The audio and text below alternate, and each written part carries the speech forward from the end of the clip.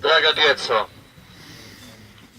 gledajući vas okupljene oko mene, svoje majke, vidim mnogo čistih duša, mnogo moje djece koja traže ljubav i utjehu, ali im je nitko ne pruža.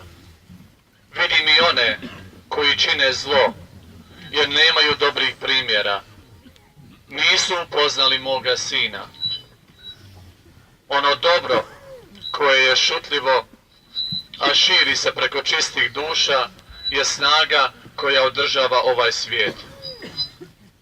Mnogo je grijeha, ali ima i ljubavi. Moj sin vam šalje mene, majku, istu za sve vas.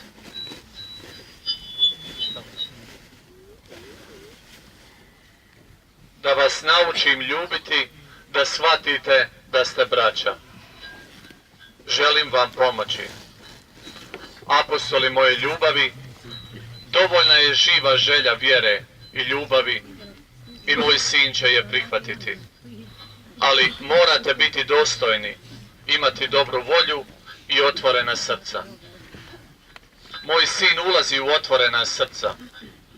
Ja, kao majka, želim da što bolje upoznate moga sina, Boga rođenog od Boga. Da upoznate veličinu njegove ljubavi, koja vam je toliko potrebna. On je vaše grijehe na sebe prihvatio, postigao otkupljenje za vas, a zauzvrat tražio da ljubite jedni druge. Moj sin je ljubav. On ljubi sve ljude bez razlike, sve ljude svih zemalja, svih naroda. Kada biste, djeco moja, živjeli ljubav moga sina, njegovo kraljevstvo bi bilo već na zemlji. Zato, apostoli moje ljubavi, molite. Molite da bi vam moj sin i njegova ljubav bili što bliži. Da biste bili primjer ljubavi i pomogli svima onima koji nisu upoznali moga sina.